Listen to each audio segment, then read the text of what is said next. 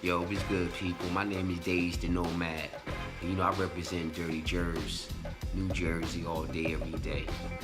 I currently live right now in New York City in the Bronx with my family and whatnot.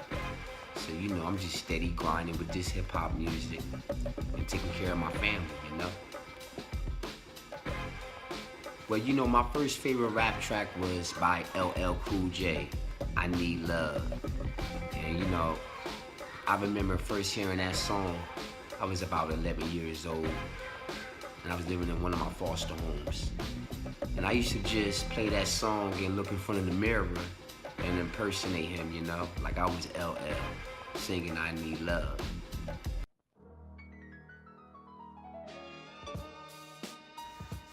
Yeah, my first favorite rapper was LL Cool J. You know, I Can't Live Without My Radio. I used to love that joint right there. And I Need Love. Mama Say Knock You Out. I mean, he just had that persona, the energy. He was boastful, confident. The way he was on the stage, took his shirt off. All the ladies loved him and whatnot. I said I wanted to be like that, for real.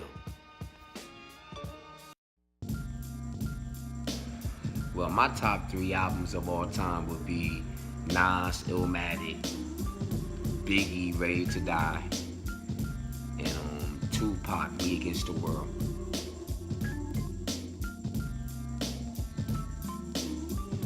Well, the 3 beats that will make me want to write when I hear it, I would say Biggie's One More Chance, 'cause that beat was dope. Every time I heard that beat, I wanted to write something. Pick up a pen and start writing. Can't Be Life by Jay-Z. Something about that beat just had so much feeling in that beat. And I would say the next beat, I would say by Nas, All I Need Is One Mic. So those are the 3 beats. Every time I hear them, it makes me just want to pick up a pen and start writing, you feel me? Out of Tupac and Biggie, I gotta go with Tupac. Even though I love Biggie also as a rapper, but I love Tupac. He was just a very revolutionary type of person when it came to his music. Very rebellious about life and vulnerable when it came to just speaking his mind. I could relate to that so much. So I would have to go with Pac out of Biggie. Well, out of Dre and Primo, I would have to go with Dre. Just for the fact that I feel as though Dre had that full package when it came to hitting the mainstream.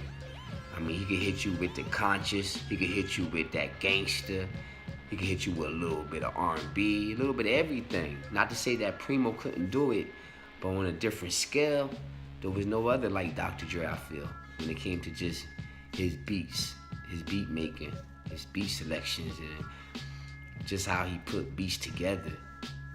I respect that about Dre. I mean, he did put the West Coast on the map when it came to hip hop. To me, that's what I believe. I feel as though he put the West Coast on the map when it came to his production. So I would have to go with Dre. Well, out of LL Cool J and Jay-Z, I'm going with LL. Just for the fact that, to me, I felt as though he had the full package when it came to rapping, battling, and MC. And when he did both of those things, he was at his best at it.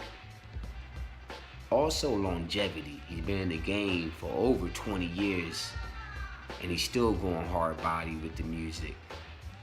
And, just the fact that LL, that I Need Love, that was my favorite track back then, growing up.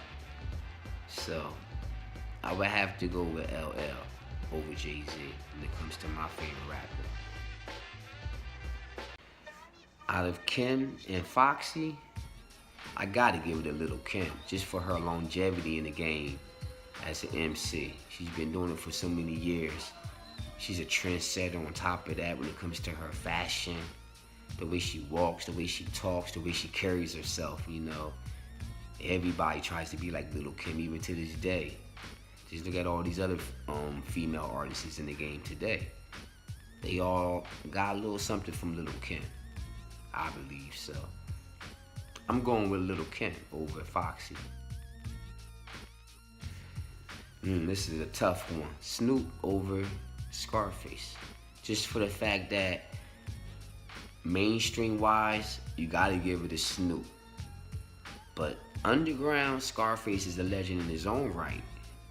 But I just like the way that Snoop handled himself when it comes to this business. And the way he's still going out here making music for the people, still getting that money, showing people that it's more than just rapping. There's other things you could do in this rap game to make money.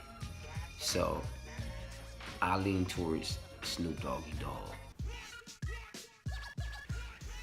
Well, out of Ice Cube and Chuck D, I love them both. You know, but I gotta go with Ice Cube just for the fact that the way he was able to change the game also when it came to that gangster music back then, and how he was able to just to go through the adversity with NWA and just to learn the business from that and then take it to another level. I go with Ice Cube, but Chuck D also is a great rapper, especially when it comes to that black power movement and just being proud to be black and stand up for the people. He was very rebellious on that point, so I respected Chuck D on that one.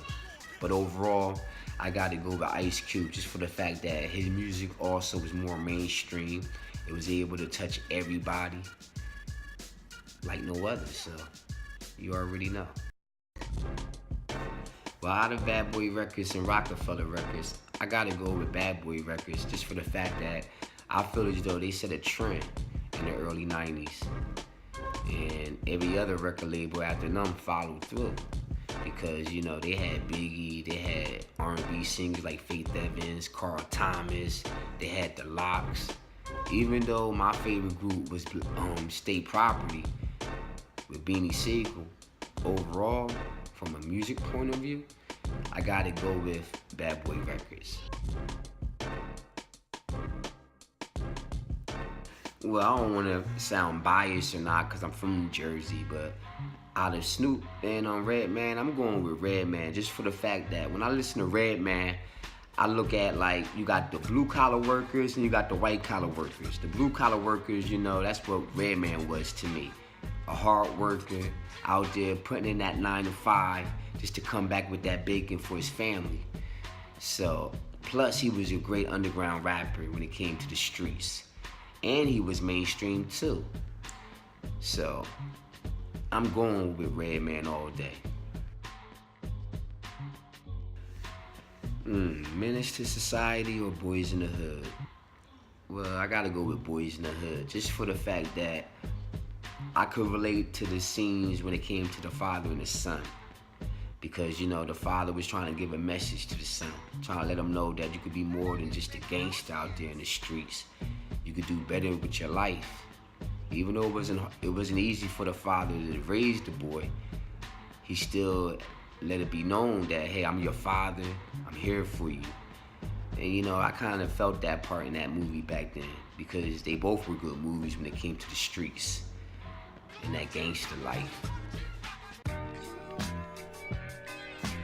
Well, to me, the essence of hip-hop is New York City and the Bronx, where it all started.